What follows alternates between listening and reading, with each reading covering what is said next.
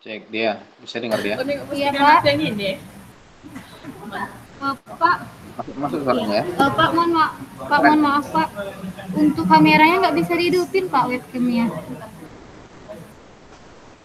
Yang dari Dari mana? laptop, Pak. Dari dia. Iya, dari Dea. Tadi udah dicoba, Pak. Cuman pas Oh iya. ditekan nggak bisa. Tapi suara saya dengar ya? Dengar, Pak. Nggak apa-apa nih, Pak. Oke.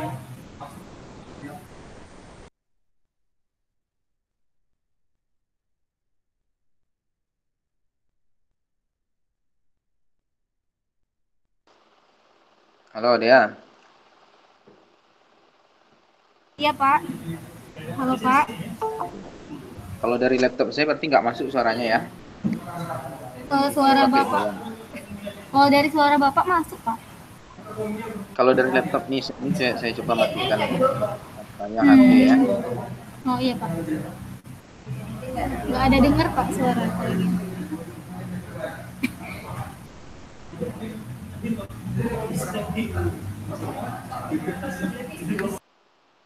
Oke, kita tunggu yang lainnya. Iya, Pak.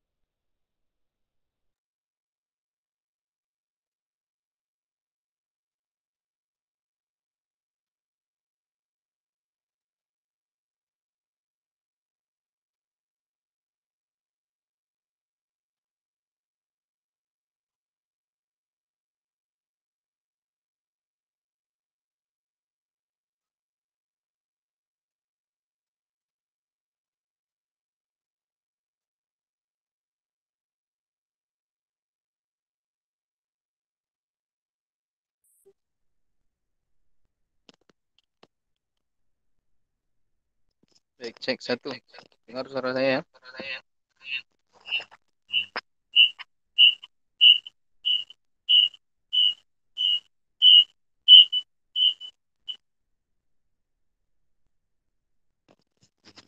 Halo? Bayu, mana ada ya? Siapa lagi yang udah gabung? Novita. Dengar suara saya?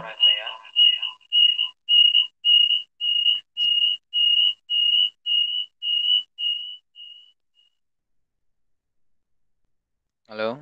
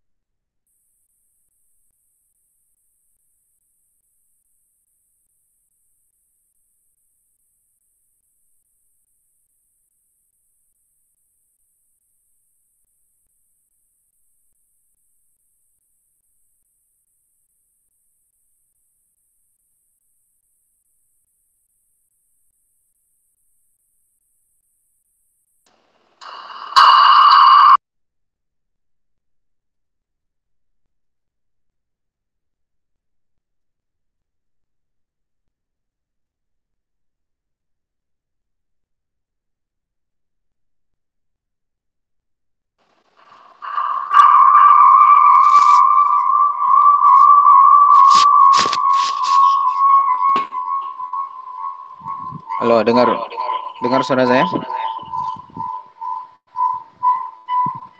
Dengar, Pak. Oke, tapi ada saus ya. Siapa yang berdekatan HP dan apanya?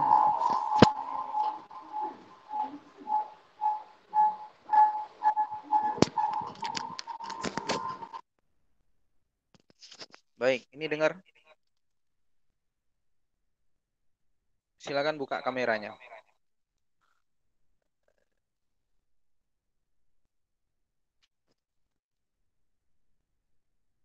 Ya, biar nampak ya.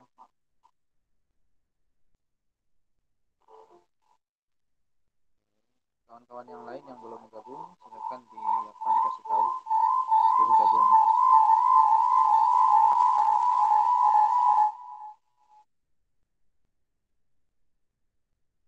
Kita segera mulai lagi.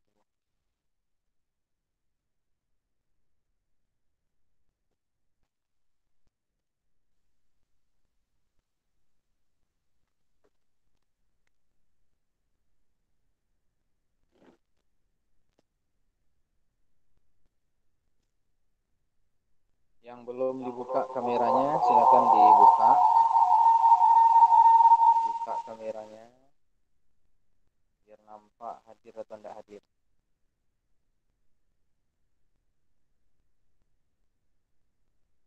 Wela mana Wela?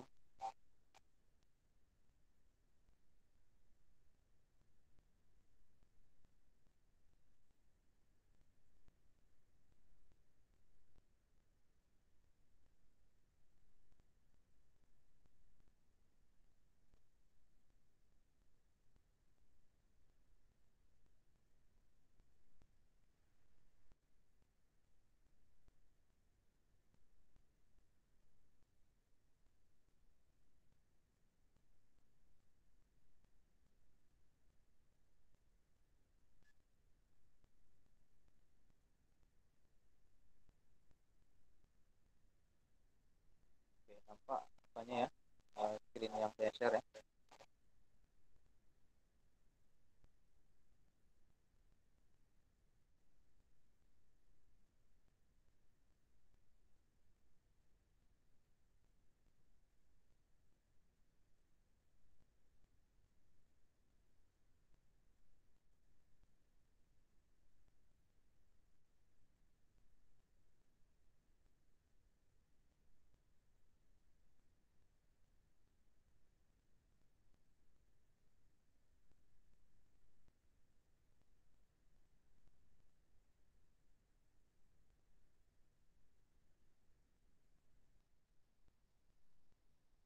Oke, yang lain yang sudah bergabung buka kameranya, nanti yang nampak wajahnya yang dibuka kameranya saya sudah tidak hadir ya. Dibiasakan kalau ada meeting online seperti ini tampakkan wajah semua kalian itu ada.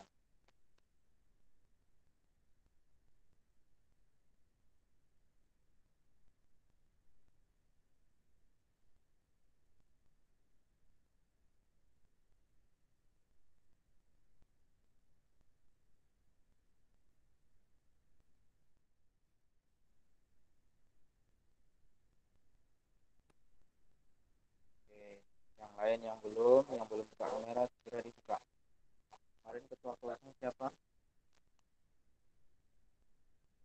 Siapa kemarin saya minta tolong untuk rekap absensi?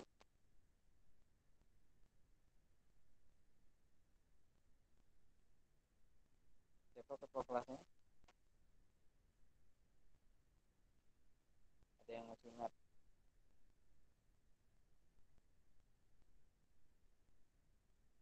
Saya karena banyak kelas saya lupa. Dinda Natalia.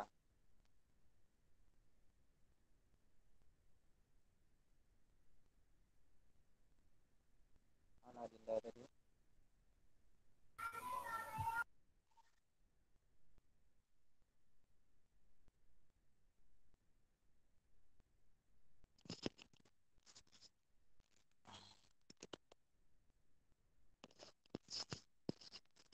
Oke, baik. Dengar ya suara saya? Kalau sudah dengar kita mulai.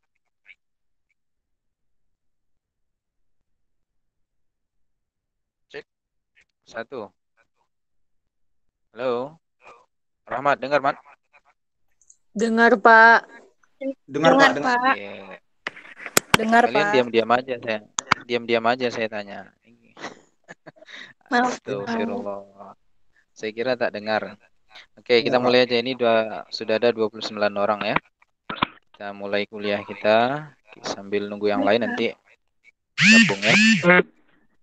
Baik, silakan dibuka kamera semuanya. Tolong ketua kelasnya siapa kemarin, Mat?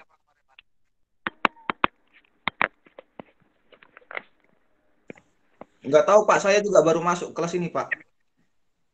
Anda minggu kemarin ada kayaknya Rahmat kan? Oh iya, Pak ya.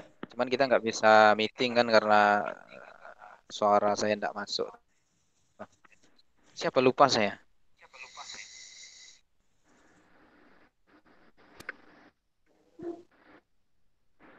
Siapa yang pakai laptop? Dinda pakai laptop, Dinda?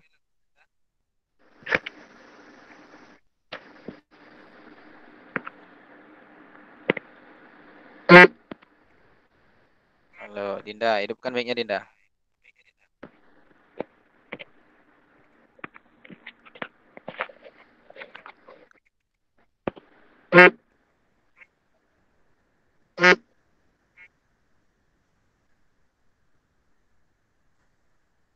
Siapa yang pakai laptop?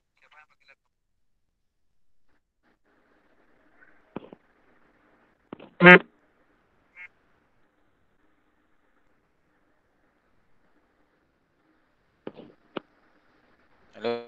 Halo. Nggak ada yang pakai laptop. Tak ada, Pak.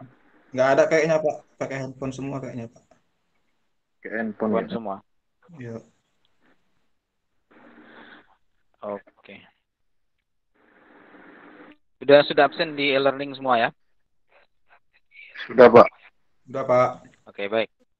Sudah, Ya, Pak. kita mulai ya. Bismillah. Sudah, Assalamualaikum Pak. warahmatullahi wabarakatuh. Waalaikumsalam Waalaikumsalam warahmatullahi wabarakatuh. Alhamdulillah. Wassalatu wassalamu ala rasulillah. Ma ba'd. Allahumma salli ala Muhammad wa ala ali Muhammad. Segala puji milik Allah. Salawat dan salam sama-sama kita mohonkan kepada Allah. Semoga senantiasa Allah curahkan kepada Nabi kita, Nabi Muhammad sallallahu alaihi wasallam, dengan mengucapkan Allahumma salli ala Muhammad wa ala ali Muhammad. Baik, ini kuliah kita pertemuan kedua ya. Kemarin sebetulnya di pertemuan pertama saya mau menjelaskan beberapa hal ya kepada kalian terkait dengan kuliah kita, cuman tidak bisa karena suaranya waktu itu bermasalah ya. Baik, terkait pertemuan pertama kemarin ada beberapa hal penting yang perlu saya sampaikan. Yang pertama mengenai capaian kita di kuliah ini. Ya, tujuan kita nanti apa sih setelah keluar dari sini, dari kuliah ini, apa yang kalian dapatkan, apa yang bisa kalian peroleh gitu ya. Oke, jadi berkaitan dengan tujuan kita, capaian kita dalam kuliah ini, itu ada 2 tugas nanti yang kalian kerjakan ya. 2 tugas ini mutlak harus dikerjakan. Kalau tak dikerjakan berarti ya tak keluar nilainya ya. Yang pertama adalah tugas untuk mereview jurnal atau artikel penelitian yang berkaitan dengan psikologi Islam. Jadi nanti silakan dicari jurnal atau artikel psikologi Islam, kemudian direview. Nanti kita lihat seperti apa sih contoh jurnal atau artikel psikologi Islam itu ya. Yang kedua, dari artikel atau jurnal tadi, kalian akan diarahkan untuk membuat sebuah proposal atau rancangan proposal penelitian psikologi Islam. Nanti akan kita lihat juga beberapa pola dalam penelitian psikologi Islam. Oke, itu 2 tugas ya, mutlak harus dibuat dan dikumpulkan nanti melalui e-learning. Untuk tugas yang kedua, ini menentukan ya, apakah Anda lulus dari kuliah ini atau tidak ya. Karena nanti tugas kita yang kedua itu adalah membuat proposal penelitian dan itu nanti bahan untuk UAS nanti. Jadi Anda UAS tak perlu jawab soal, tak perlu baca materi lagi ya tentang kuliah kita. Cukup Anda pahami proposal Anda dan Anda menjawab apa yang ada dalam proposal, apa yang Anda buat. Jadi siapa yang sungguh-sungguh membuatnya maka dia akan bisa menjawab pertanyaan itu ya. Oke. Baik, kita lanjut kawan-kawan.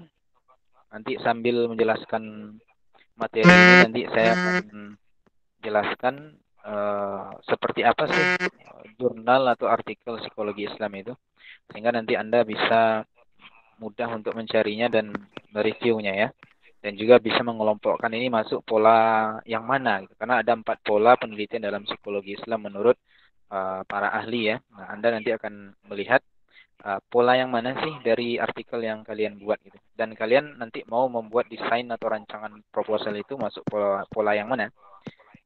Ya, gitu ya. Oke, baik. Kita mulai dengan sebuah ayat di dalam surah Al-Hujurat ya, ayat 6. Allah Subhanahu wa taala berfirman, A'udzubillahi minasyaitonirrajim. Ya ayyuhalladzina amanu in ja'akum fasikum binaba'in fatabayyanu an tusibu qauman bijahalatin fatusbihu ala ma fa'altum nadimin. Allah katakan, hai orang-orang yang beriman, jika datang kepadamu orang fasik membawa suatu berita, maka periksalah dengan teliti. Ya. Tujuannya apa? Kita disuruh memeriksa dengan teliti ya, bertabayun gitu ya. Atau kita filter ya. Agar tidak menimpakan suatu musibah kepada suatu kaum tanpa mengetahui keadaan yang menyebabkan kamu nanti menyesal, kata Allah. Jadi begini, kenapa saya kutip ayat ini? Karena ayat ini berkaitan erat dengan prinsip dalam psikologi Islam. Ya. Psikologi Islam itu psikologi yang lahir dari rahim para psikolog muslim atau ilmuwan psikologi muslim. Nah, dalam Islam, sumber utama ajarannya ada Al-Quran dan hadis. Maka mau tak mau, dalam psikologi Islam yang menjadi sumbernya adalah Al-Quran dan hadis juga. Maka segala sesuatu yang bertentangan dengan Al-Quran dan hadis, itu tertolak. Kalau dia bisa diterima, maka bisa diadopsi ya. Maka perlu di sini tabayun, ya, filterisasi. Ya, perlu dicek kemudian disaring mana yang sesuai, mana yang tidak sesuai. Maka di sini Allah katakan, jika kamu beriman, datang kepadamu orang fasik membawa suatu berita. Nah, siapa orang fasik? Ya, dan apa berita itu? Nah, orang fasik di sini boleh dikatakan para ilmuwan psikologi barat ya atau modern. Kenapa saya katakan fasik? Ya, karena mereka tak beriman atau mereka mengetahui kebenaran tapi mereka tak mau melakukannya. Ya, mengingkari dengan perbuatannya. Ini disebut dengan orang-orang fasik. Nah, apa berita yang mereka bawa? Berita tentang ilmu jiwa yang disebut dengan psikologi. Ya, yang disebut dengan psikologi barat, ya, psikologi modern. Nah, berita atau informasi yang mereka bawa tentang psikologi ini harus kita periksa, harus kita teliti. Apakah benar atau tidak, sesuai tidak dengan ajaran Islam. Nah, maka kita sebagai orang yang beriman tidak mesti serta-merta menerima apa yang ada dalam berita yang dibawa oleh para psikolog barat tadi. Saya contohkan misalnya seorang Freud ya, seorang ahli psikologi barat mengatakan bahwa jiwa itu terdiri dari 3 komponen yang kemudian berpengaruh kepada kepribadian seseorang. Ada yang disebut dengan id, ego, dan super ego. Kemudian dia jabarkanlah apa itu id, ego, dan super ego. Nah, hal semacam ini bisa kita terima, bisa tidak, bisa kita tolak. Ya. Nah, sejauh mana kita terima, sejauh tidak menyimpang dari Al-Quran dan hadis. Ya, selama dia masih bisa diterima, kemudian logis, dan bisa diukur kebaikannya, kebenarannya dengan syariat, dengan agama kita, maka bisa kita terima.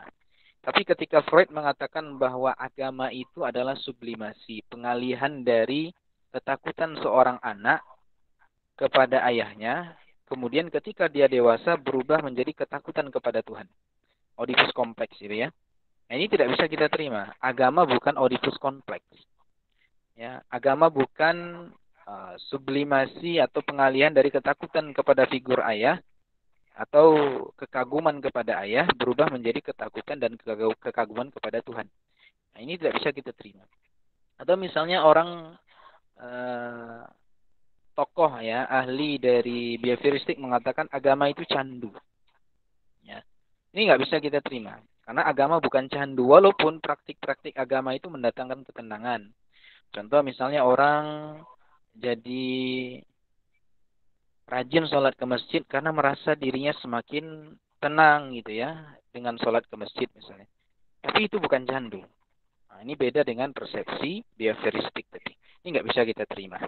Oke, jadi itu yang saya maksud ya dari ayat ini.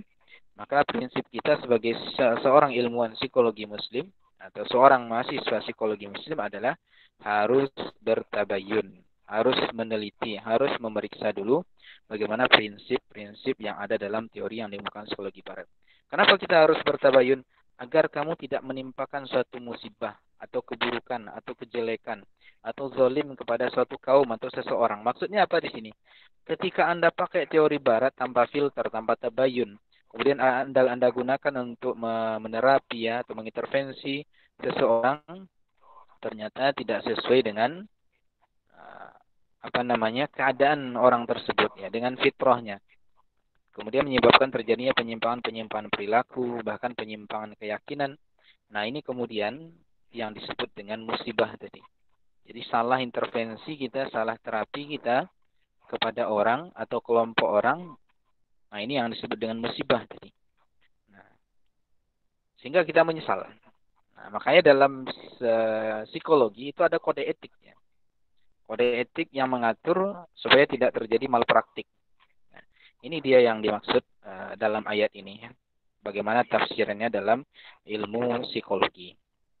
Oke, baik, kita lanjut. Kemudian, nah ini Anda mungkin sering lihat ya, Sigmund Freud ya. Ini tokoh yang menjadi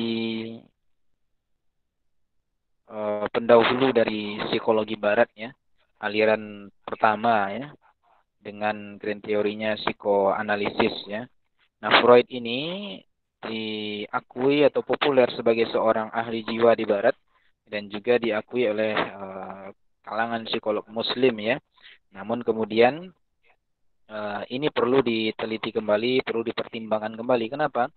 Ya, memang banyak sumbangsi Freud dalam ilmu jiwa ya, tapi kan tidak semuanya bisa kita terima. Nah, Freud sendiri kita lihat latar belakangnya itu walaupun dia seorang ahli jiwa ya, ya pakar dan punya pengetahuan yang mendasar mengenai psikologi ini, tapi beliau sendiri mati dengan bunuh diri. Ya. Makanya saya katakan prinsip-prinsip psikologi yang ada di Barat itu ternyata tidak bermanfaat untuk tokohnya, untuk orang-orangnya. Ya, karena mereka meyakini bahwa ilmu pengetahuan itu bebas nilai atau ilmu pengetahuan yang ateis, yang tidak percaya kepada Tuhan. Nah, Freud ini sendiri itu menderita kanker, kalau saya tidak salah kanker tulang. Kemudian dia putus asa dan minta kepada dokternya untuk disuntik mati. Tapi dokternya tak mau. Nah, kemudian Freud minum obat banyak gitu ya sampai overdosis dan dia meninggal dunia. Nah, ini buktinya bahwa ternyata ulama Barat itu tidak memberikan manfaat kepada dirinya, ya. Keilmuannya, kealimannya itu tidak bermanfaat untuk dirinya. Ini beda dengan prinsip dalam Islam. Ulama itu adalah orang yang alim, orang yang berilmu, tapi sekaligus dia juga bisa dicontoh, ya diguguh bagaimana perilakunya. Kemudian yang kedua, ini ada Ivan Pavlov ya. Ini juga tokoh dari psikologi barat, dari behavioristik. Nah, Pavlov ini kalau saya tidak salah hampir sama nasibnya ya. Bunuh diri juga kalau saya tidak salah. Oke. Kemudian, Pavlov ini yang mengatakan bahwa agama itu candu. Nah, ini yang saya bantah tadi ya, tidak sama dengan prinsip kita dalam Islam. Kemudian Lauren Colbert ya. Ini seorang tokoh atau pakar dalam pendidikan karakter yang teorinya populer dan dipakai di mana-mana termasuk Indonesia, termasuk umat Islam pakai teorinya. Nah, Anda tahu seorang tokoh pendidikan karakter ternyata tidak mampu mengaplikasikan teorinya itu pada keluarganya, pada anaknya. Colbert ini punya anak, dia cerai dengan istrinya, tapi anaknya ini nggak dia didik gitu ya. Anaknya ini dititip di panti asuhan. Colbert ya. Ini lihat, seorang tokoh yang pakar tentang pendidikan karakter ternyata tidak bermanfaat untuk anaknya. Oke. Kemudian lanjut, ini J.J. Rousseau. J.J. Rousseau ini kalau saya boleh mengatakan merupakan inspirator dari teori psikologi para ilmuwan baratnya. Jadi filsafat J.J. Rousseau ini yang kemudian menginspirasi ilmuwan barat untuk menggali tentang ilmu jiwa, tentang psikologi itu.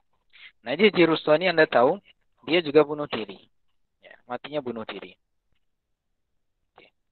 Karena dia putus asa juga dengan penyakitnya, akhirnya dia bunuh diri dengan cara menenggelamkan dirinya di Samudra Atlantik. Ya. Nanti silakan di searching bagaimana profil dari tokoh-tokoh ini ya. Oke. Jadi kenapa saya menampilkan 4 model tokoh ini ya? Di sini kita bisa ngambil pelajaran bahwa prinsip yang ada dalam Islam tidak seperti yang dipakai oleh para tokoh psikologi barat. Bahwa dalam Islam ilmu itu terikat dengan nilai, terutama nilai agama. Ya, bukan bebas nilai. Ya. Makanya ilmu dalam Islam bukan liberal, ya. Bukan bebas sebebas-bebasnya. Ya. Beda dengan prinsip dalam barat. Makanya dalam psikologi Islam sumbernya Al-Qur'an dan hadis itu mutlak. Maka takarannya, ukurannya, teori tadi dianggap benar kalau bersesuaian dengan Al-Quran dan hadis. Tapi jika ternyata bertentangan, maka teori itu ditinggalkan. Yang dipakai adalah Quran dan hadis. Ya. Oke, ini prinsipnya. Oke, silakan Anda pahami betul-betul ya prinsip ini. Baik. Lalu mengapa harus psikologi Islam ya? Coba Anda perhatikan, ini ilustrasi dari saya. Itu ada batu, sekumpulan batu ya. Nah, batu ini kemudian pada hakikatnya kan dia parsial, terpisah-pisah. Ya, bukan bersatu seperti itu ya. Sama seperti bangunan, semen itu kan terpisah dari batu, batu terpisah dari pasir ya, pasir terpisah dengan unsur-unsur yang lain. Kemudian dia menjadi kokoh karena disatukan oleh perekat ya, dan mereka saling merekat. Nah ini ada ilustrasi ini, kan ada kerangkeng ini ya, atau rajut lah ya. Rajut ini kemudian diisi dengan batu sehingga berbentuk mungkin dikatakan seperti manusia lah ya. Nah inilah kita seperti manusia yang tersusun dari batu-batu tadi.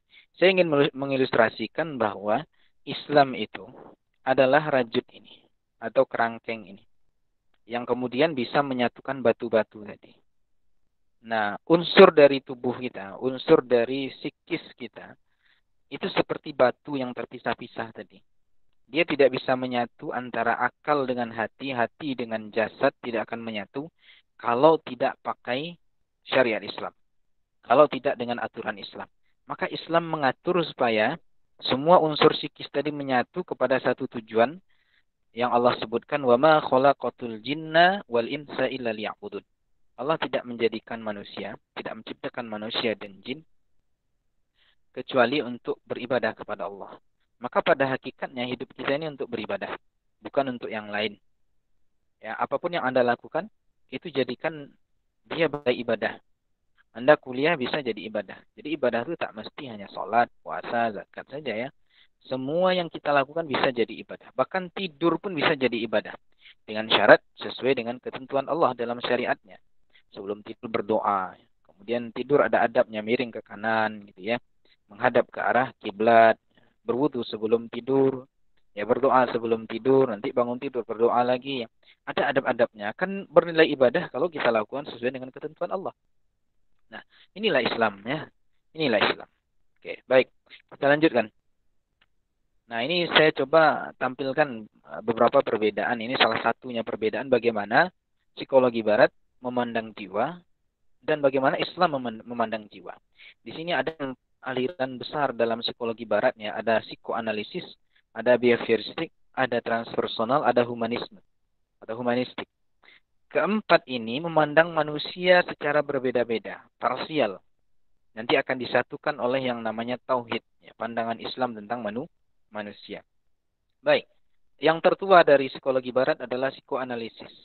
Dia memandang bahwa orang yang sakit jiwanya itu dipengaruhi oleh masa lalunya, pengalaman yang terjadi di masa lalunya, kemudian masuk ke unconsciousness, ya, ke ketidaksadaran. Nah, pengalaman yang bermasalah ini kemudian secara tidak dia sadari muncul ke perilaku nyatanya dalam bentuk penyimpangan perilaku. Ya, sehingga muncullah sakit jiwa ya. Bisa gila, bisa depresi, bisa stres dan sebagainya. Ya. Ini menurut psikoanalisis.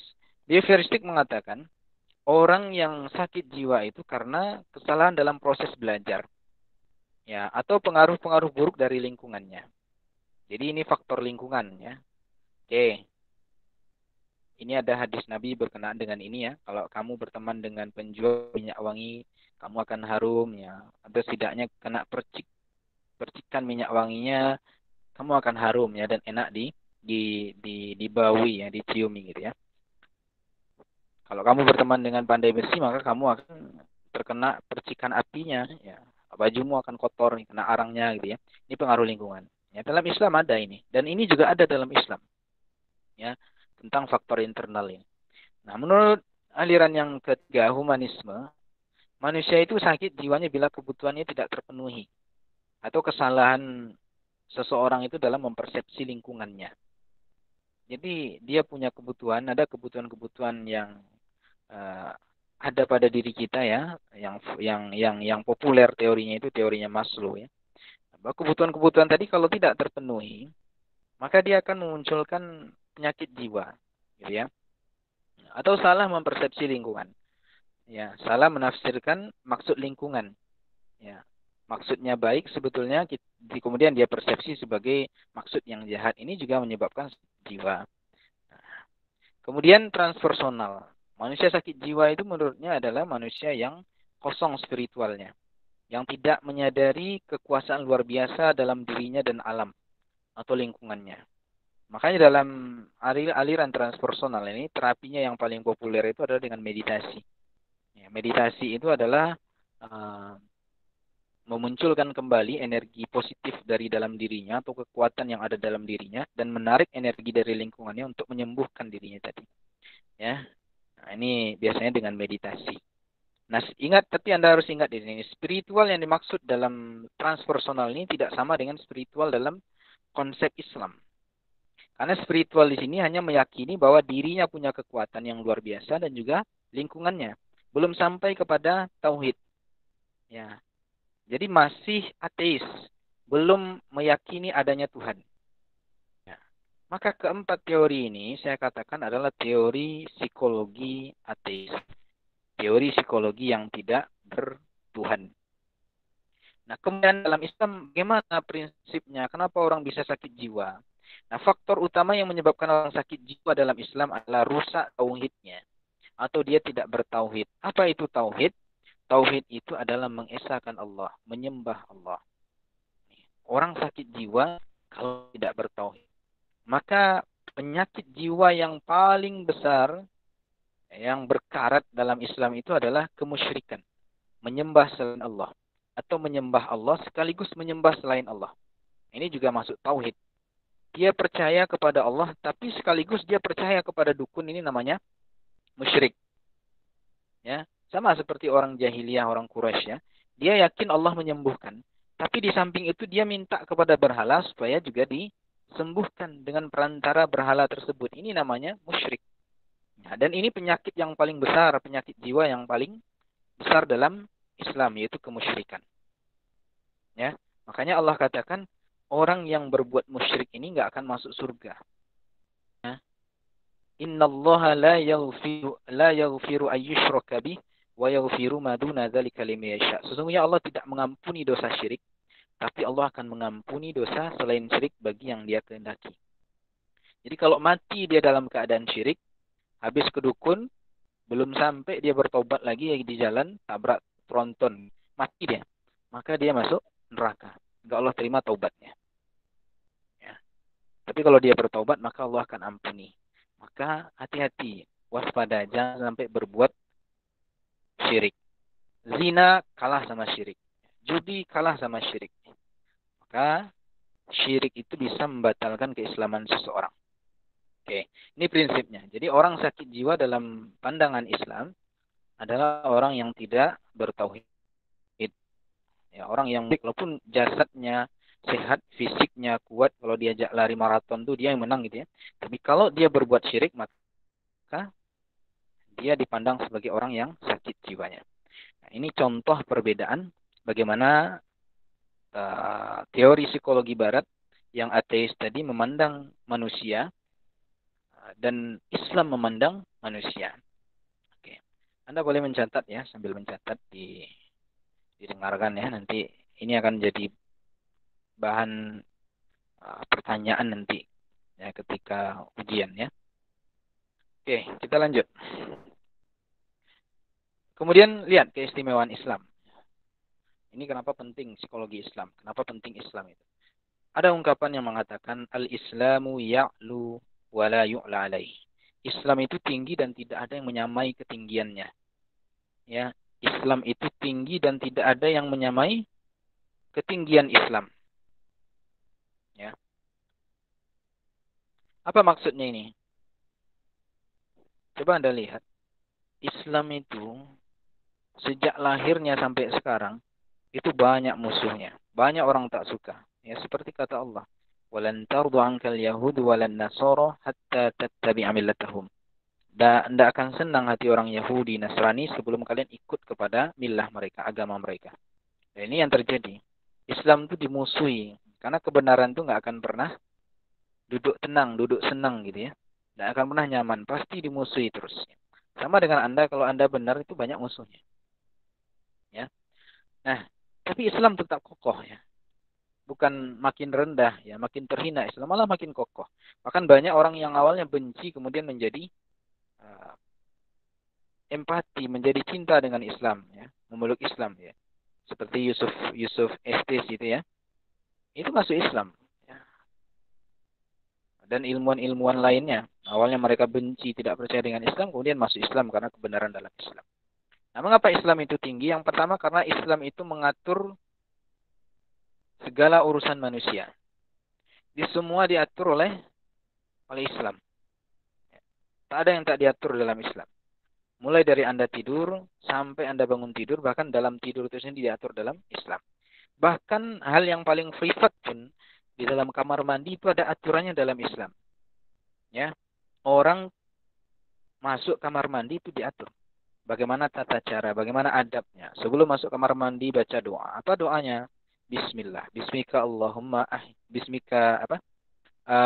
Allahumma inni a'udzubika minal khubuthi wal khaba'ith. Ya. Kemudian dalam kamar mandi ada adab-adabnya. Ya, tidak boleh menghadap ke arah kiblat, ya. Kemudian menutup aurat-aurat pentingnya, ya. Ini ada adab-adabnya. Ketika keluar mandi juga berdoa ghufranaka, ya. Minta ampun kepada Allah. Kenapa kita minta ampun? Karena dalam kamar mandi itu kita nggak boleh menyebut nama Allah. Ya, kita lupa Allah, ya. Digoda oleh setan dan sebagainya, maka ketika keluar kita minta ampun kepada Allah. Ini dalam Islam. Semua diatur. Jangankan aturan masalah sosial. Masalah privat pun diatur. Maka kalau orang mengatakan Islam itu teroris, Islam itu radikal, ini orang yang tak paham dengan Islam. Ya, apalagi sayang sekali kalau umatnya sendiri yang mengatakan Islam itu radikal. Ya, makanya kemarin sempat viral itu, ya. Menteri Agama dikatakan ini tak paham agama gitu, ya. Ya, karena memang ini yang terjadi sekarang. Ya. Orang memandang Islam itu dengan cara orang Barat memandang Islam. Jadi narasi-narasi yang dibangun oleh orang Islam itu adalah narasi-narasi orang Barat terhadap Islam. Tidak cocok, ya. Tidak sesuai. Ya. Orang Barat membagi-bagi, mengkotak-kotakkan umat Islam, ada priai, abangan dan sebagainya. Kita pakai terminologi itu, narasi itu untuk memandang orang Islam. Tidak cocok. Islam itu agama persatuan, nggak dikotak-kotak. Nggak ada beda yang kaya dan miskin. Ya. Yang botak dan yang berambut, tidak ada bedanya. Laki-laki dan perempuan secara prinsip tidak ada bedanya. Oke. Kemudian Islam adalah agama yang dijamin dalam penjagaan Allah. Ya. Walaupun bagaimana orang mau menghilangkan Islam, tetap Islam itu akan terus ada, ya. Sampai Allah mencabut dari hati-hati orang Muslim. Dan itu terjadi ketika hari kiamat nanti. Kemudian kitab suci agama Islam, keasliannya, otentitasnya terpelihara. Ya, satu huruf saja. Jangankan satu huruf, ya. Satu baris saja. Dari zalikal kitabu menjadi zalikil kitabu. Itu orang tahu kalau itu salah. Ya, bahkan Anda pun mungkin tahu kalau itu salah, ya. Salah orang bacanya alif lam mim. Zalikil kitabu. Anda tahu itu salah itu. Itu bukan zalikil, tapi zalikal kitabu. Ini luar biasa penjagaan Allah terhadap kitab suci kita. Nah, kitab suci Al-Quran tadi itu tidak seperti persepsi orang-orang Syiah terhadap kitab suci tersebut yang mengatakan masih separuh. Yang separuh lagi belum. Ya. Dan akan dibawa oleh Imam Mahdi nanti. Ini persepsi yang salah. Ini penilaian yang salah. Yang betul kitab suci itu seperti itu diturunkan dari Lauhul Mahfuz. Seperti itu juga disampaikan oleh Nabi kita. Dan seperti itu juga yang sampai ke kita sekarang yang banyak dihafal oleh umat Islam sekarang. Oke. Kemudian apa yang terdapat dalam Quran itu semuanya benar. Sejalan dengan akal pikiran manusia. Nggak ada yang bertentangan. Jadi akal kita ini itu timbangannya adalah Al-Quran. Kalau akal kita, rasionalisme kita itu bertentangan dengan Al-Quran, berarti rasio kita, akal kita yang bermasalah, akal kita yang rusak. Maka segera perbaiki, sesuaikan dengan Quran. Nah, Al-Quran itu mungkin salah, ya. Semuanya hak mutlak. Ya. Jadi periksa akalnya kalau mengatakan Quran itu bermasalah. Oke. Kemudian setiap dicari kelemahan Quran, malah kedudukannya semakin mulia. Ya, Anda bisa saksikan bagaimana debat Zakir Naik dengan orang-orang misionaris dan non-muslim itu, ya. Semakin dicari-cari kesalahan Al-Quran oleh mereka, maka semakin kuat hujah Al-Quran itu. Ya, dan kemudian sebagian mereka ada yang beriman, ya, mendapat taufik dari Allah. Kemudian Islam itu misinya adalah rahmatan lil alamin. Membawa rahmat bagi seluruh alam. Bukan hanya untuk manusia saja, untuk orang Islam saja, tapi untuk semua alam. Maka nanti kita harapkan psikologi Islam ini bisa bermanfaat untuk siapa saja, bukan hanya umat Islam, tapi juga non-Muslim. Nah, ini sudah dibuktikan oleh Mikhail Nikolaev, ya. Dia bukan seorang Muslim, dia seorang Kristiani kalau saya tidak salah, orang Rusia, ya. Dia coba praktekkan puasa yang ada dalam Islam untuk menerapi, menyembuhkan pasien-pasien di rumah sakit jiwa di tempat dia bekerja. Dan ternyata berhasil. Nah, puasa yang dia lakukan ternyata tidak sesempurna puasa dalam Islam. Dia masih dibolehkan, pasien-pasien itu masih dibolehkan minum, ya, tapi hanya nggak boleh makan saja. Ternyata bisa menyembuhkan. Nah, bagaimana dengan puasa yang sesuai dengan syariat Islam? Tentu lebih efektif lagi, gitu ya. Karena selain amalannya juga ada niat di situ. Ada keikhlasan di situ. Tentu efeknya jauh lebih luar biasa. Nah, ini contoh bahwa Islam itu ternyata ajarannya mampu membawa manfaat bagi siapa saja. Rahmatan lil alamin. Rahmat bagi seluruh alam. Untuk manusia, untuk jin, malaikat, tumbuhan, hewan, semuanya menjadi rahmat untuk mereka. Dulu di waktu zaman jahiliyah itu kalau orang mau makan sop buntut gitu, ya, dia ke belakang rumahnya ada onta atau kambingnya di situ, eh di kandang itu, ya, kemudian diapakan, diambil buntutnya saja, dipotong gitu, kemudian dijadikan supnya. Setelah Islam datang tidak boleh, ada aturannya. Kalau mau makan daging kambing, ya sembelih dulu dengan bismillah. Kalau mau makan daging sapi, sembelih dulu dengan bismillah. Nggak bisa Anda tiba-tiba saya mau makan dendeng, terus Anda ke belakang rumah Anda ada sapi, Anda ambil pahanya itu, ya, yang bisa untuk dendeng. Nah, ini tidak bisa, ya. Ada aturannya. Nah, inilah Islam, rahmat bagi sekalian alam. Oke, baik. Kita lanjutkan. Kemudian apa itu psikologi Islam? Oke, ini panjang pembahasannya sebetulnya, diskusinya panjang, ya. Tapi saya ringkas saja. Untuk mudah memberikan pemahaman kepada Anda bahwa psikologi Islam itu adalah psikologi atau ilmu jiwa yang bersumberkan dari ajaran Islam, yaitu Al-Quran dan hadis. Nah, singkatnya begitu saja. Nanti mengenai dinamika perbedaan definisi dari para ahlinya, silakan Anda baca, ya. Nah, ini ada beberapa pengertian, silakan dibaca nanti, ya. Nah, sumbernya jadi berarti adalah Al-Quran dan hadis. Ini mutlak harus merujuk dari sini, nggak boleh dari yang lain. Nah, yang lain itu boleh diambil seperti ijtihad, ya, qiyas dan sebagainya, uruf gitu, ya, masuk adat istiadat, boleh kita ambil kalau dia sama dengan Quran dan hadis, tidak bertentangan. Itu prinsipnya. Kemudian fungsi psikologi Islam sama dengan fungsi psikologi pada umumnya, ya, fungsi untuk pemahaman, pengendalian, peramalan, pengembangan dan pendidikan. Jadi, silakan dibaca saja. Ini sekilas sejarah, Anda bisa baca nanti, ya. Nah, ini yang penting, ya, urgensi psikologi Islam. Ini pandangan Pak Fuad Nosori tentang mengapa psikologi Islam itu penting, ya, dengan Islamic worldview, pandangan dunia Islam, ya. Nah, sehingga psikologi Islam ini mampu menjadi fajar baru, ya, cahaya baru dalam dunia psikologi, ya, di mana sekarang banyak jiwa-jiwa manusia ini kosong, hampa, ya, ya, galau, ya, tidak bisa selesai dengan psikologi Barat. Maka diharapkan psikologi Islam ini muncul sebagai obat syifa, ya, bagi hati-hati mereka. Mengapa psikologi Islam itu mampu menjadi obat, ya, dan fajar dunia baru dalam psikologi Islam? Yang pertama menurut Pak Fuad itu, karena dalam psikologi Islam meyakini bahwa yang terpenting adalah kolbu manusia, hati nurani manusia, mutwah.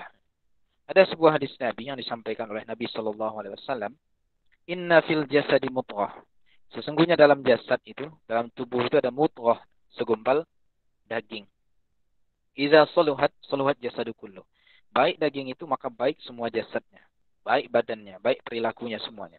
Wa iza fasadat, fasadat jasadu kullu. Kalau buruk daging dari mutwah tadi, maka buruk semua perilaku, badannya, jisimnya, semua buruk. Allah wahiyya qalbu. Adalah qalbu. Mutwah itu adalah qalbu. Nah, qalbu menurut para ulama, itu ada 3 tafsiran. Yang pertama, ada ulama yang mengatakan kolbu itu ya liver itu tadi, hati, ya, ya, yang bersusun dari darah, ya. Jadi salah satu darah yang boleh dimakan itu adalah liver. liver ayam, ya livernya sapi itu boleh dimakan. Ya. Liver onta boleh dimakan. Ya. Ini yang pertama, tafsiran pertama. Tafsiran kedua mengatakan bahwa kolbu itu adalah perangkat keras yang ada di kepala kita, otak. Ya, otak gitu tadi. Kemudian yang ketiga, ulama yang mengatakan, dan saya cenderung kepada ini, kolbu jantung. Jadi jantung. Sementara perangkat lunaknya apa? Hati nurani. Nah, apa buktinya? Ini saya rasionalisasikan ya. Saya logikakan supaya bisa masuk dijangkau oleh akal kita. Kenapa saya lebih condong kepada pendapat yang mengatakan kolbu itu adalah jantung? Jantung itu kalau dia berhenti bergerak, maka semua apa yang ada di tubuh kita, jasad kita ini nggak bisa bergerak, alias mati gitu ya. Karena jantung itu memompa darah ke seluruh tubuh, memproduksi darah. Kalau darah tadi berhenti, maka tubuh kita berhenti bergerak. Orang stroke itu kan itu penyebabnya. Atau kita misalnya terganggu psikologis kita, cemas dan sebagainya, mengakibatkan kerja jantung tadi tidak stabil, maka biasanya tubuh kita akan mengeluarkan reaksi dan sampai berkeringat, merah mukanya, panas badannya. Ini yang mengatakan bahwa kolbu itu adalah jantung. Dan saya sepakat dengan ini. Karena kalau jantung bermasalah, tubuhnya bermasalah semuanya. Oke.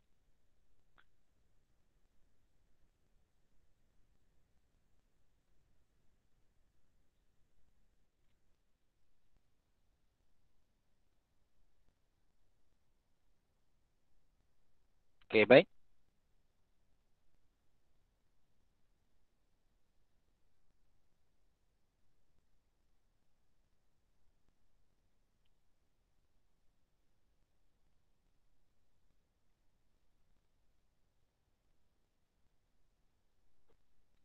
Oke, kawan-kawan. Ada yang dengar suara saya? Dengar, Pak. Dengar, Pak. Dengar, Pak. Dengar, Pak. Dengar, Pak. Dengar, Pak. Baik, ada yang bisa dengar suara saya? Dengar? Oke. Tadi Dengar, apanya Pak. nampak? Layarnya nampak? Layarnya Nampak, Pak. Share screen-nya nampak? Share screen-nya nampak? Enggak ya? Nampak? Berhenti, Pak. belum ada, Sekarang Pak. berhenti. Nampak, Pak. Berhenti. Oke. Ada. Iya, berhenti. Iya, di sini koneksinya terputus. Sebentar ya. Baik, Siap, Oke, Pak. sampai sini ada pertanyaan sambil saya memulihkan apa nih? Ada pertanyaan enggak sampai di sini? belum, Pak. Belum ya. Oke. Oke, kita sampai jam 3 maksimal ya. Ya, tapi sebelum itu saya usahakan selesai nanti untuk diskusi kita. Oke, saya share screen lagi. Pak, saya mau komentar sedikit, Pak. Oke, silakan. Siapa? Bayu, Rahmat. Rahmat, Pak. Apa aja, Pak? Oke, Nengok Pak, silakan. fenomena sekarang ini kan, Pak, sering orang-orang dibilang orang gila, Pak. Oke, ya. Nah, yang jahat sama ulama, sama umat Islam. Kan kadang sekarang statement dari pemerintah ngomong langsung dia orang gila kan, Pak. Sakit Iya, jiwa. betul. Berarti betul itu, Pak ya. Kan tadi prinsip Islam dia tentang tauhid, musyrik. Berarti betul Iya. mereka orang gila berarti, Pak ya. Secara hakikat iya. Tapi secara maknawi ya, dia termasuk orang gila yang menyimpang ya, orang yang sakit jiwanya. Tapi bukan gila dalam definisi hukum, skizofrenia. Bukan gila berarti dia hilang akalnya. Makanya ini yang tidak bisa kita terima dari definisi tadi. Ya. Kalau makna hukum kan, dalam terminologi hukum yang gila itu ya orang yang hilang akalnya. Emang enggak, ya skizofren tadi, yang nggak punya akal kemudian melakukan apa saja ya, bahkan nggak pakai baju dan sebagainya. Tapi kalau gila, sakit jiwa dalam terminologi atau makna dari orang sakit jiwa yang saya jelaskan tadi iya, gitu ya, gitu, Mat. Iya, Pak. Saya pikir pemerintah atau masyarakat sekarang juga pakai mikir kayak gitu, Pak. Iya. Tapi kalau dari segi hukum itu tidak bisa dibenarkan, harus diproses gitu ya. Iya, Pak. Oke, baik. Itu ya. Itu yang pertama ya, pentingnya qalbu dalam psikologi Islam. Nah, ini yang membedakan antara pandangan psikologi Islam dan psikologi Barat. Kalau Barat dia nggak penting, orang dia nggak ada apa terminologi kolbu ini nggak ada dalam ilmu mereka gitu ya.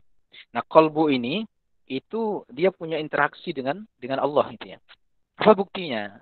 Dalam Quran surah Al-A'raf ayat 172 kalau saya tidak salah dikatakan alas birabbikum qalu bala syahidina. Apakah kalian mengakui aku ini Tuhan pemelihara kalian, kata Allah. Setiap kita itu yang Allah lahirkan sekarang ini semua bersaksi dulu. Sebelum roh kita ini dititipkan Allah ke dalam janin, itu semua bersaksi bahwa Allah itu pemelihara kita. Semuanya bersaksi, nggak ada yang enggak. Barat tidak sampai ke situ, ya, karena mereka tidak percaya ini, gitu ya. Itu yang pertama. Yang kedua, mengapa psikologi Islam itu penting ya? Karena psikologi Islam adalah cara pandang baru yang melihat hubungan manusia dengan Tuhan. Ya, bukan ateis. Jadi bukan psikologi yang dibangun atas dasar ateisme, tapi atas dasar teisme, ya, keyakinan kepada Tuhan, kepada yang gaib. Jadi meyakini yang gaib itu dalam Islam merupakan suatu hal yang mutlak. Ya, tapi bukan mistis ya. Gaib itu beda dengan mistis. Kalau mistis itu konotasinya negatif. Hal-hal yang sifatnya tahayul ya. Contoh misalnya kalau mau berangkat, Anda mau berangkat pulang kampung ya. Tiba-tiba jatuh fotonya misalnya kan tidak jadi berangkat. Nanti mungkin kecelakaan. Ini mistis ya. Ini nggak boleh diyakini. Ya. Tapi meyakini yang gaib itu wajib dalam Islam. Orang yang tidak meyakini yang gaib itu batal keislamannya. Kenapa? Coba Anda lihat surah Al-Baqarah. Alladzina yu'minuna bil ghaibi wa yuqimuna shalah. Ya, Allah katakan orang-orang yang bertakwa, orang-orang yang beriman itu adalah orang-orang yang meyakini alladzina yu'minuna bil ghaib, yang beriman kepada yang gaib. Jadi Allah itu gaib. Allah itu tak nampak. Nggak bisa dibayangkan dengan pikiran kita seperti apa Allah itu. Ya. Jadi jangan pernah menyamakan Allah dengan makhluk. Ya, Allah berbeda. Ya. Mukhallifatu lil hawadisi. Allah itu menyelisih sifat-sifat makhluknya. Allah tinggi ya, Allah di atasnya, di atas arsy. Tapi Allah di atas arsy itu tidak sama dengan saya sekarang di atas kursi. Beda, jangan dibayangkan seperti itu. Nah, jangankan Allah dengan makhluknya. Makhluk sesama makhluk aja nggak sama. Coba Anda, sekarang ada angin di sekitar kita. Angin itu di mana saja dia. Bisa di atas, di bawah, dan sebagainya kan. Nah, di atasnya angin itu kan nggak sama dengan di atasnya saya. Kalau di atasnya saya butuh tempat, butuh cara untuk mencapai. Tapi kalau angin enggak, dia mengisi ruangan itu. Nah, makhluk aja udah berbeda sifatnya. Apalagi dengan Allah. Di Allah itu jangan pernah samakan, pikirkan sama dengan manusia. Ya. Oke. Itu ya. Psikologi Islam itu cara pandang baru mengenai hubungan manusia dengan Allah. Ini yang tidak ada dalam psikologi Barat. Kemudian yang ketiga, psikologi Islam itu mempunyai potensi untuk menjawab tantangan kehidupan masyarakat modern. Ya, banyak bukti yang menunjukkan bahwa dengan model-model terapi psikologi Islam ini orang banyak yang sembuh. Makanya sebetulnya peluang kita sebagai psikolog muslim atau ilmuwan psikologi muslim itu jauh lebih besar dibandingkan Barat gitu ya. Karena kita bisa menjangkau semua aliran tadi. Ya. Dan psikologi Islam ini bukan dibangun dari nol ya. Psikologi Islam ini prinsip dasar keilmuannya sudah ada dalam Quran dan hadis. Tinggal kita mencarinya. Beda dengan Barat, dia membangun dari nol. Dari asumsi-asumsi kosong. Mereka bangun asumsi, mereka teliti. Kalau cocok diterima, kalau tidak cocok mereka buang. Beda dengan Islam. Sudah ada ilmunya, tinggal kita mau menggali tidak, mau mempelajari tidak. Ini bedanya ya. Beda asal-usul dari ilmu Barat dan Muslim dan ilmu dalam Islam itu. Nah, kita sudah semua ilmu itu sudah ada dalam Al-Quran, sudah ada dalam hadis. Tinggal bagaimana kita mencarinya, menelitinya. Beda dengan Barat, mereka berasumsi dulu, mencoba trial and error ya.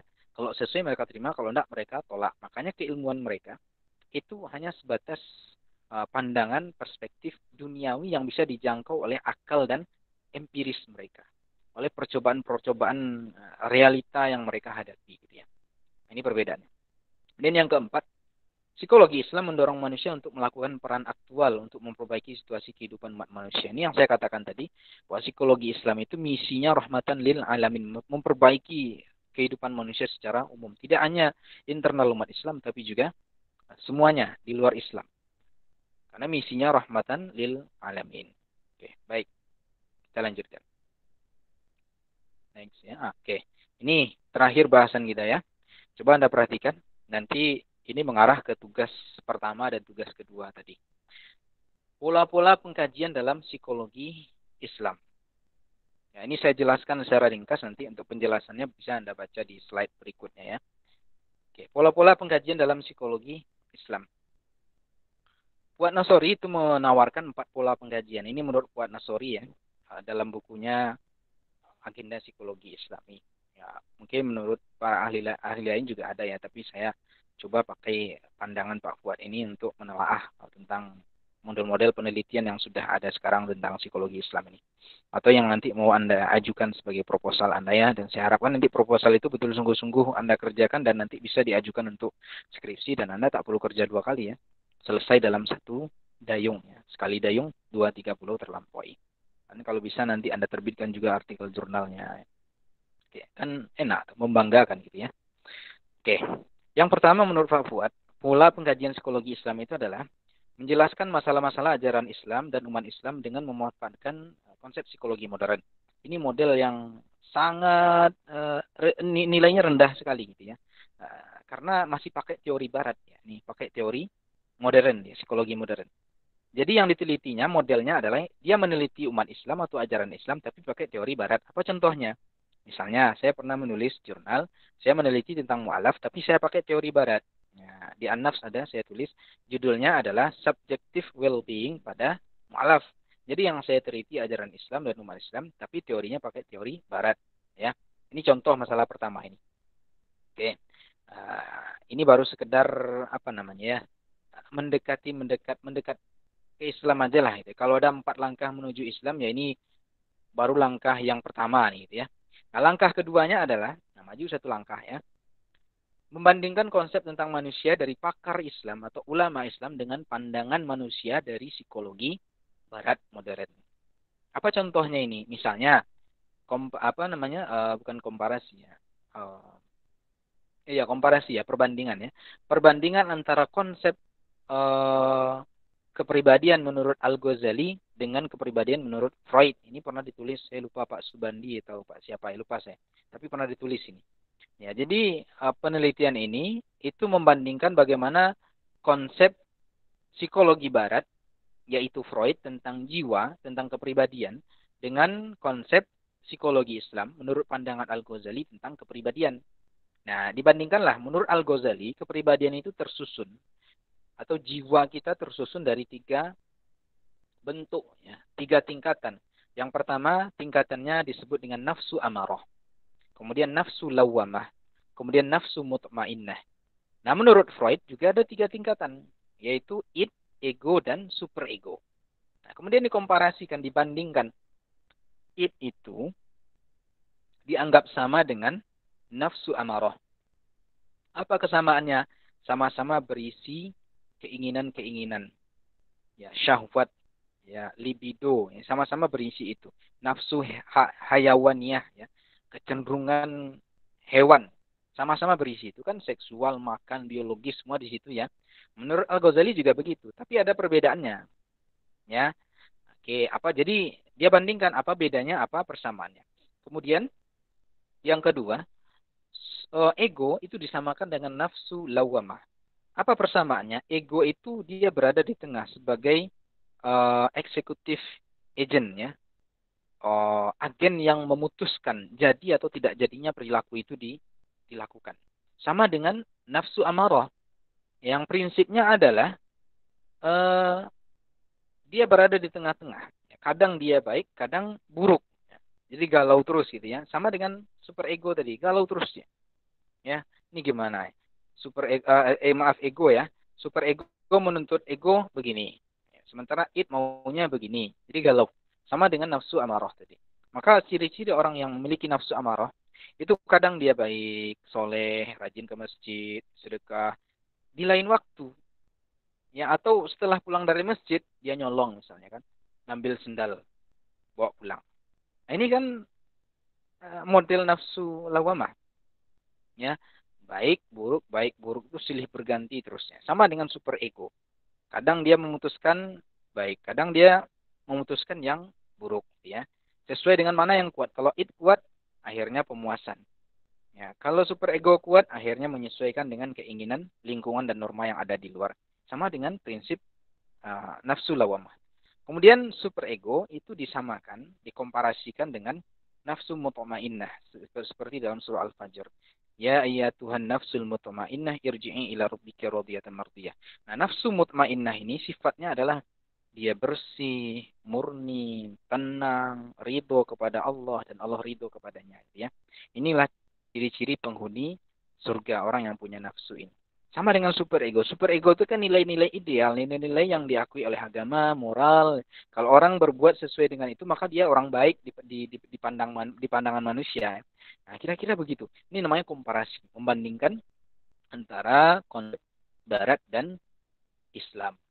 Oke, maju satu langkah, ya. Udah langkah kedua komparasi. Langkah ketiga, ini hampir mendekati yang murni. Itu memberikan perspektif Islam terhadap konsep psikologi modern. Ini bagi yang punya bukunya Pak Usman Najati, ya, psikologi dalam Quran. Nah, ini kira-kira seperti itu kajiannya. Jadi dia di situ tampilkan konsepnya sama dengan Barat, ya. Misalnya motivasi, ya. Motivasi itu apa sih bahasanya yang dipakai atau terminologi dalam Islam? Motivasi itu apa? Giroh, ya. Oh ya, giroh itu apa?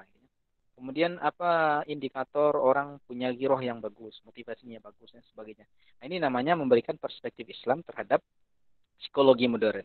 Jadi yang dipakai itu bahasa-bahasa psikologi modern seperti minat, bakat, motivasi dan sebagainya, tapi isinya itu adalah pandangan-pandangan Islam. Kemudian dia filter, disaring pendapat Barat tadi. Oke. Kemudian maju ke langkah terakhir, dan ini sudah murni psikologi Islam, yaitu yang keempat, mengembangkan ilmu pengetahuan tentang jiwa manusia yang dasar-dasarnya diangkat dari pandangan dunia Islam. Jadi kita teliti tentang ikhlas. Kemudian ikhlas ini menurut ulama apa sih? Apa saja ayat-ayat yang berkaitan dengan ikhlas ini? Apa hadis yang berkaitan dengan ikhlas ini? Bagaimana tafsiran ulama tentang ikhlas ini? Kemudian kita rumuskan definisi ikhlas menurut si A, si B, si C, si D. Kemudian disimpulkan ikhlas itu adalah begini. Indikator ikhlas itu begini. Alat ukur ikhlas itu begini. Ini namanya membangun psikologi Islam murni dari rahim Islam. Sesuai dengan Islamic worldview. Pandangan dunia Islam. Oke. Ini 4 model pola penelitian atau pengkajian dalam psikologi Islam. Nanti jurnal atau proposal yang akan Anda ajukan, Anda boleh milih salah satu dari 4 ini. Boleh yang pertama, kedua, ketiga, keempat. Tapi tentunya semakin naik nilainya, misalnya Anda pilih nomor 2 semakin bagus, 3 semakin bagus, 4 malah sangat bagus sekali kalau mampu, ya. Karena kalau nomor 4 ini dia punya syarat dan ketentuan. Jadi syarat dan ketentuannya berlaku, ya. Karena nggak semua orang bisa. Ada syarat-syaratnya. Dia harus bisa berbahasa Arab. Harus paham asbabun nuzul, ya, asbabul wurud hadis. Harus paham ilmu fikih dan sebagainya. Karena memang nggak berat gitu, ya. Maka banyak orang hanya berada pada level nomor 1 gitu, ya. Oke. Baik, ini 4 model penelitian dalam psikologi Islam. Silakan Anda catat dan Anda pahami 4 model ini, ya. Nanti silakan Anda mau yang model keberapa. Kemudian jurnal Anda yang sudah Anda cari tadi, kita lihat dia masuk model berapa sih gitu, ya, supaya Anda juga paham. Oke. Baik. Sekarang silakan kalau ada yang sudah punya jurnal, ya. Kemarin kan kalau tidak salah di WA sudah saya sampaikan juga, ya. Yang sudah punya jurnal, dibuka jurnalnya itu atau artikelnya itu. Nah, lihat judulnya saja. Kita lihat judulnya saja. Nanti kita identifikasi ini masuk pola keberapa dia. Ke 1, ke 2, 3, atau 4. Ya. Oke, silakan. Siapa yang sudah punya, boleh buka mic-nya, silakan bicara, ya. Oke. Yang wajah tak tampak, silakan tampakkan wajahnya. Oke, baik. Silakan. Ya.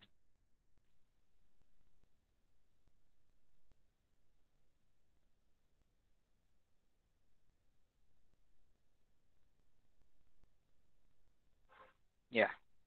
Ada pertanyaan? Ada tanggapan?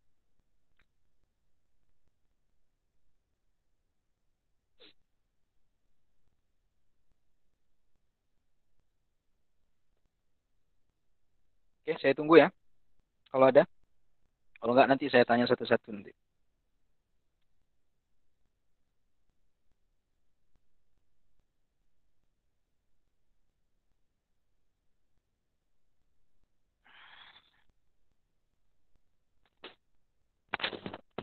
Oke, Anda kalau haus boleh makan ya.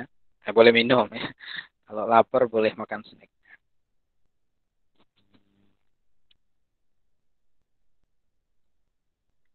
Baik, nggak ada nampaknya ya. Oke, saya tanya satu-satu ya. Saya cek aja, cek ya. Miranti, silakan buka mic-nya Miranti. Apa judulnya yang sudah didapatkan dari penelusurannya terhadap artikel psikologi Islam?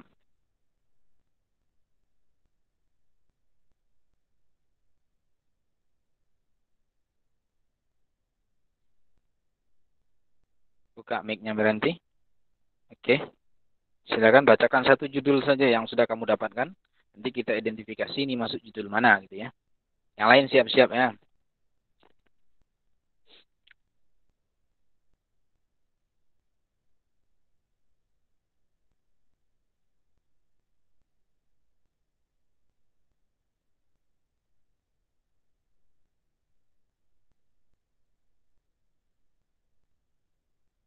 Silakan, Miranti. Miranti apa namanya itu? Ah, kok malah hilang? Kabur.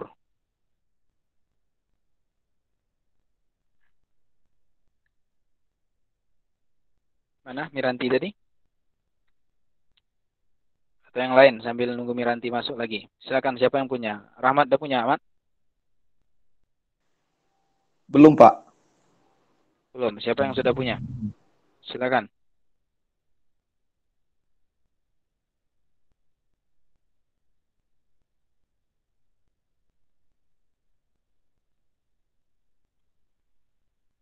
Coba, Anda usah takut, satu aja. Dari jurnal yang sudah Anda cari. Satrio, Aji. Mana orangnya?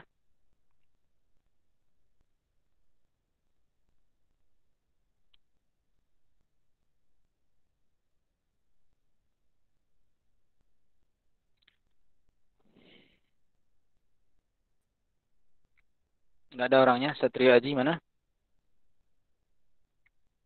Nggak ada. Syifa Putri Nabila lah. Nah, nih. Hadir, Ini Pak. kayaknya Sinyalnya nggak bagus, Pak. susah. Ayolah. Syifa, ini kayaknya bagus sinyalnya. Belum Silakan, belum Syifa. dapat belum dapat, Pak. Belum dapat. Iya, Pak. Sudah dicari belum? Belum, Pak. Ayo, belum dapat. Kalau belum dicari, Bu.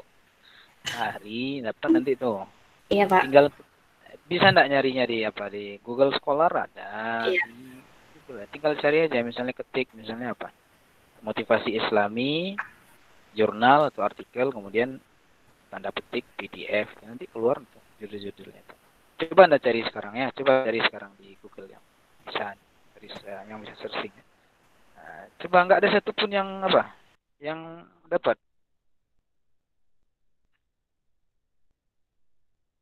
Coba dicari dulu. Angga, coba cari enggak yang bagus. Ini ya, yang sinyalnya bagus. Nah, Melani apa nih? Melani Ricardo. Melani Shiva. Ya, Pak. Mel. Nah, dapat Mel? Belum lagi, Pak. Masih Oh, nyari-nyari. belum juga. Nah, ya, coba cari Mel ya. Saya tunggu. Iya. Mutia Tandi. Dapat Mut? Ada satu, Pak. Oke, apa Mutia? Bagus nih ya. Judulnya Apa judulnya? peran agama dalam memelihara kesehatan jiwa dan kontrol sosial masyarakat, Pak. Peran agama dalam memelihara Kesehatan jiwa dan kontrol sosial masyarakat, Pak. Oke, ini masuk nomor berapa dia itu? Ini jurnal apa, Mut? Ini jurnal psikologi Islam Al-Qalbu, Pak. Al-Qalbu. Siapa penulisnya? Penulisnya siapa? Tunggu, Pak.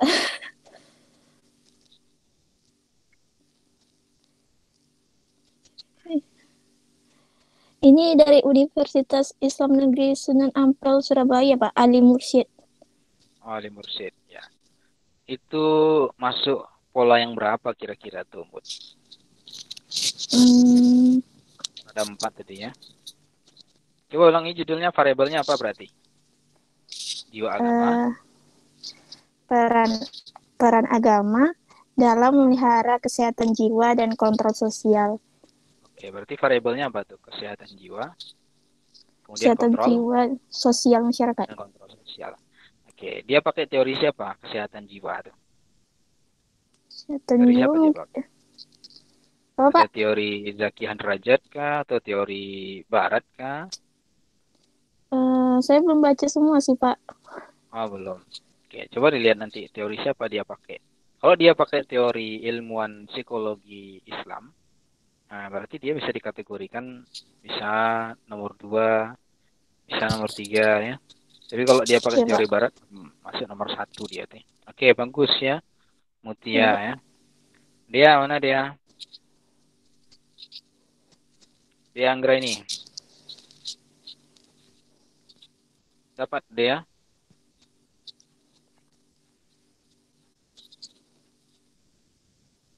Iya Pak, belum lagi Pak. Belum dapat. Iya Pak. Cari ya nanti ya. Jadi minggu depan kalian sudah punya ya. Iya Pak. Nanti saya jelaskan minggu depan apa. Desra Sufma. Mana Desra? Iya Pak. Dapat dia apa? Desra? Yang punya Bapak Pak, gambaran subjektif well-being pada mualaf. Oke. Selain itu ada lagi nggak? Bisa saya jelaskan. Hubungan keberfungsian keluarga dan religiusitas dengan kenakalan pada remaja, SMPN 2 Kerinci Kanan. Hubungan keberfungsian keluarga dengan dan religiusitas dengan kenakalan pada remaja, Pak. Oke, dia pakai religiusitas teori siapa? Sebentar, Pak. Ini lagi di kondangan nih.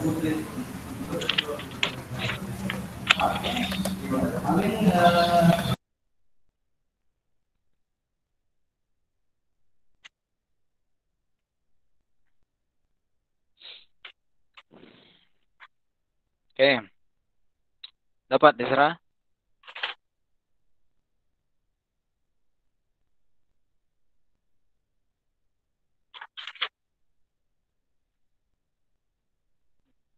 Oke, mana aku terputus?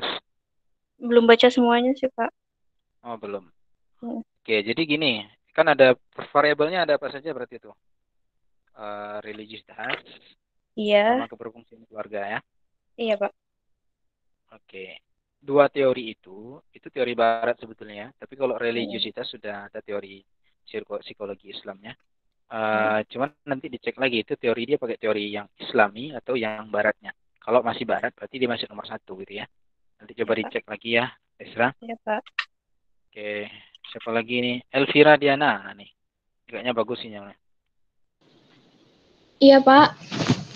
Oke, apa judulnya Elvira? Belum Pak. Oh, judulnya belum. Belum dicari Pak. Oh, saya kira judulnya belum, nggak judul sinetron. Belum. Oke. Soleha, mana yang solehan ini? Satu-satunya mahasiswa saya yang solehah di sini ya. Mana? Iya, Tak nampak. Nah, solehah. Apa judulnya solehah? Belum juga. Judul-judulnya pengaruh perilaku Islami terhadap kondisi emosi positif remaja pada rutan, Pak. Oke, baik. Perilaku Islami ya. Itu teori siapa dia tuh, solehah?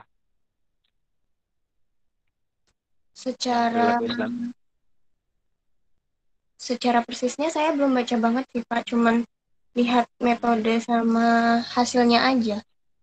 Metodenya apa dia pakai? Sebentar. Kuanti kayaknya ya. Ada kata-kata pengaruh. Sepertinya iya Pak, karena di sini ada tabelnya. Oh iya. Oke, nanti coba cek teorinya ya. Tapi kalau kayaknya dia yang perilaku Islami itu sudah pakai teori Islam tuh ya.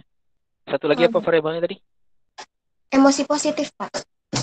Oke, emosi positif itu apanya kalau dalam Islam husnuzon mungkin ya. Baik Iya, kalau sangka ya. yang untuk emosi positifnya itu pakai teori Liper dan Ayres, Pak. Juga ada dari Barat tahun ya. Iya. Ya, berarti belum diadapsi yang oke, baik, Iya, belum diadaptasi berarti. masih banyak tokoh yang barat sih, Pak. Ini ada Seligman. Ya, Seligman ya. Oke, berarti dia masih masuk nomor 1 latihan. Nomor 1 atau nomor 2 mungkin ya. Tapi kayaknya kalau nomor 2 masih belum ya. Oke, baik. Pak.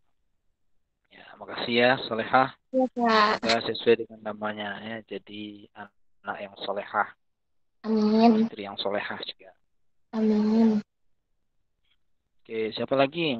Siva tadi udah ketemu Siva. Siva Putri Nabila.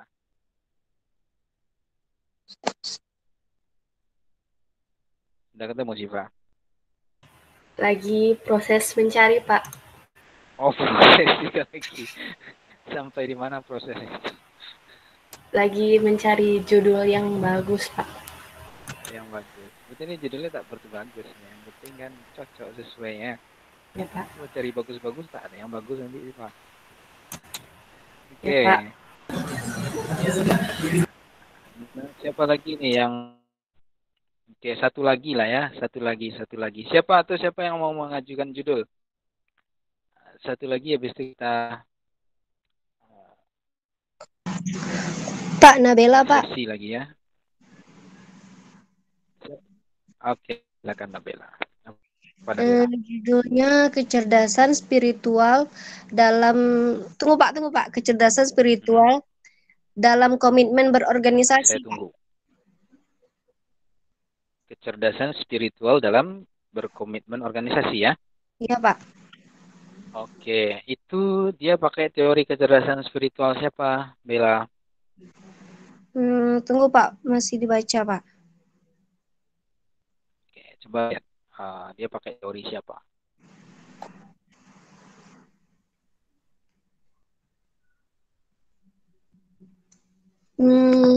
Teori siapa ya? Tunggu Pak. Lihat di apanya, di teorinya.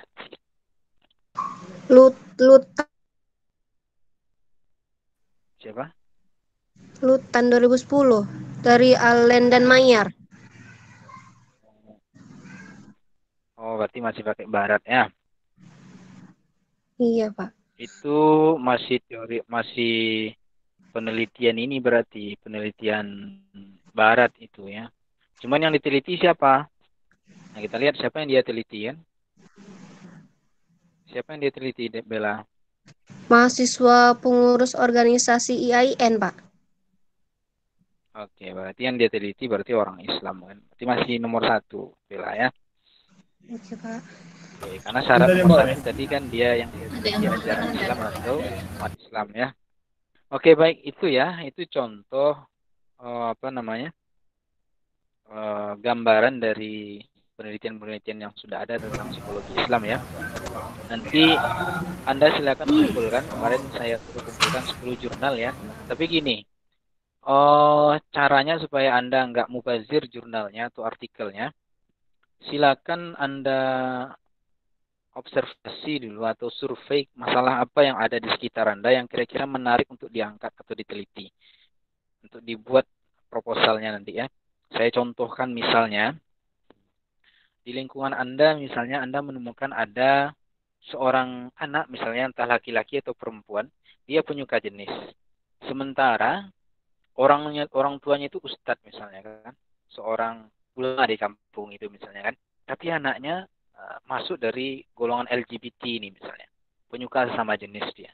Nah, kira-kira dari masalah ini variabel psikologi apa yang bisa kita teliti nih? Apa yang bisa kita angkat dari dari kasus ini misalnya? Coba. Ya, apa kira-kira variabel psikologi yang bisa kita angkat untuk kita teliti dari masalah ini? Silakan. Pola asuh, Pak. Pola asuh bisa ya. Pola asuh ya. Pola asuh masih teori barat ya. Oke, kalau dalam Islam misalnya kita angkat dengan konsep apa misalnya itu selain pola asuh?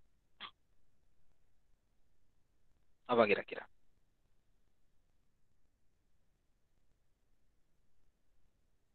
Oke, silakan. Ada enggak? Pola asuh boleh sebetulnya. Nanti silakan diwarnai dengan persepsi Islam ya.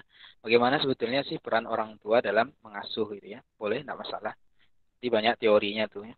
Ada teori dari Pak Fauzil Azim, Ustaz Fauzil Azim, atau teori dari ulama-ulama terdahulu banyak ya tentang bagaimana pola asuh ya. Ada Syekh Abdurrahman Al-Iq ya tentang parenting Islami gitu ya. Atau Nur Hafiz Suwaid ya, psikologi bukunya yang terkenal itu kan. Oke. Ini contoh ya, boleh tadi kita ambil contoh dari Rahmat tadi ya, pola asuh. Berarti dari kasus tadi kita angkatlah sebuah judul tentang pola asuh. Misalnya Anda merumuskan apa? Gambaran pola asuh orang tua pada anak yang mengalami penyimpangan seksual. Ini contoh judul ya, contoh judul yang Anda angkat. Jadi Anda meneliti bagaimana gambaran pola asuh orang tua pada anak yang mengalami penyimpangan seksual. Karena kita ingin tahu nih ya, kenapa kok anak ini bisa mengalami penyimpangan seksual? Apakah karena faktor pola asuh atau faktor yang lain? Nah, kalau menurut teori, salah satu teori yang mengatakan, teori Freud ya, teori Barat mengatakan bahwa bisa jadi karena pola asuh. Sehingga anak tadi menyimpang ya. Karena figur ayah atau figur ibunya bermasalah sehingga anak menyimpang. Itu bisa dijadikan latar belakangnya. Ya, maka kita kemudian tertarik untuk meneliti. Nah, selain itu karena memang orang tuanya kita pandang sebagai orang yang alim misalnya. Orang yang berilmu misalnya. Ustadz kondang misalnya. Tapi anaknya kok bermasalah. Ini kan jadi menarik dia. Ya, kok nggak sesuai antara nilai-nilai religius yang ada di dalam keluarganya dengan perilaku anak ini. Ini kan menjadi kasuistik ya, sesuatu yang menarik yang berbeda dari yang lain. Oh, kalau misalnya dia lesbian lahir dari keluarga yang seperti itu pula misalnya ya. Ada faktor keluarga mungkin ibunya atau bapaknya dulu juga seperti itu gitu misalnya kan. Kemudian dipaksa menikah dengan lawan jenisnya tapi masih berbuat seperti itu misalnya kan. Nah, ini hal yang biasa yang wajar. Tapi kalau terjadi pada keluarga yang memiliki nilai religius yang sangat bagus, nah ini kan jadi menarik dia. Ya. Jadi kasus yang menimbulkan tanda tanya, kok bisa gitu ya. Nah, ini contoh ya. Jadi nanti silakan Anda survei di lingkungan Anda atau di tempat Anda sesuai dengan bidang Anda. Bisa di pendidikan, industri organisasi, di klinis, atau dimanapun. Cari masalah-masalah tadi, kemudian rumuskan satu buah judul. Ya, Anda boleh pilih dari 4 model tadi. Anda pakai model pertama, kedua, ketiga, atau keempat, boleh. Dalam judul Anda tadi ya, nanti akan nampak itu masuk pola yang mana. Tapi saran saya, Anda usahakan variabel yang Anda angkat itu adalah variabel psikologi Islam. Contoh ikhlas, tawakal, misalnya apalagi kesabaran, misalnya qanaah misalnya, dan lain-lain ya. Itu yang diutamakan ya. Yang tema yang harusnya Anda pilih ya. Nah, rumuskan judulnya dari masalah tadi. Anda besok tugasnya cuma buat satu judul aja dulu. Satu judul. Ya, kemudian cari jurnal-jurnal atau artikel 10 buah yang mendukung judul Anda tadi. Jadi kalau Anda misalnya angkat tema tentang pola asuh Islami misalnya kan, maka Anda harus cari judul artikel yang sudah publikasi di jurnal yang diakui, yang ada ISSN-nya, kalau boleh lebih baik, lebih bagus itu yang ada di Google Scholar ya, yang sudah terdaftar di OJS ya, Open Journal Online Journal System itu. Nah, jadi Anda ambil jurnal dari situ tentang pola asuh Islami 10 buah untuk mendukung judul Anda tadi. Nah, Anda review satu-satu. Gitu kan? Oke, paham tugasnya ya? Paham, Pak. Paham, Pak. Paham, Pak. Oke, sip. Oke, baik. Nah, yakinlah Anda kalau Anda mengerjakan tugas ini dengan sungguh-sungguh, insya Allah saya yakin Anda nggak akan bekerja 2 kali untuk skripsi Anda. Kalau judul yang sekarang Anda angkat sudah berbasis masalah, kemudian Anda punya 10 artikel yang mendukung itu, saya yakin besok ketika Anda ajukan, diterima sama kaprodinya. Ya, karena banyak mahasiswa dari kelas saya ini yang kemudian bisa lanjut skripsi dari judul yang dia buat di dalam kuliah saya ini. Karena memang di dalam psikologi UIR itu cuma 2 judul yang diarahkan gitu ya, yang yang diterima. Satu nuansanya budaya Melayu, satu psikologi Islam. Kalau psikologi Barat dalam tanda kutip itu hanya judul-judul tertentu yang akan diterima. Cobalah kalau Anda percaya Anda coba nanti ya. Oke, baik kawan-kawan itu ya untuk masalah tugas kita. Jadi kita bertahap. Makanya nanti ketika Anda selesai kuliah ini, Anda punya satu judul, satu proposal yang bisa Anda ajukan untuk skripsi besok. Semester 7 Anda pakai judul ini bisa. Tinggal Anda upgrade data, ya, perbaiki referensi, sudah selesai. Tapi Anda harus serius dari sekarang. Ya. Oke, untuk bagaimana Pak menyusun proposal, buat proposal nanti akan saya jelaskan. Tapi dari sekarang saran saya, Anda sering-sering baca artikel penelitian, nanti Anda akan paham ya. Baik, sebelum saya tutup, ada pertanyaan? Boleh diajukan. Silakan kalau ada.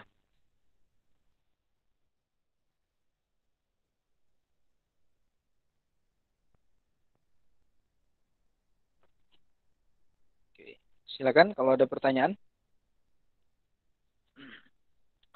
Tidak ada, Pak. Sebelum kita tutup, Berarti. nggak ada ya. Oke, nggak ada ya. Ini sampai sekarang yang gabung cuma 27 orang ya. Nanti akan saya evaluasi ini ya. Tolong Mat, nanti di screenshot apa Mat? Jendelanya Mat. Biar tahu nanti siapa yang aktif, siapa yang enggak ya. Oke. Baik. Saya kira itu ya kuliah kita untuk pertemuan kedua ini. Nanti bagi yang bingung boleh Anda ajukan pertanyaan lewat WA ya. Di grup kita, silakan kita diskusikan nanti di situ mengenai tugas-tugas kuliah kita. Saya mohon maaf jika ada banyak kekurangan. Ya, kalau salah itu dari saya, murni kesalahan saya. Kalau benar itu ya Allah yang memberikan taufik kepada saya untuk menyampaikan yang benar tersebut. Sebelum kita tutup, mari kita sama-sama mengakhiri majelis ini dengan kafaratul majelis. Subhanakallahumma wa bihamdika asyhadu an la ilaha illa anta astaghfiruka wa atubu ilaik. Kita tutup ya. Silakan live dari sini nanti. Assalamualaikum warahmatullahi wabarakatuh. Waalaikumsalam warahmatullahi wabarakatuh. Terima kasih Pak. Assalamualaikum warahmatullahi wabarakatuh. Terima kasih, Pak.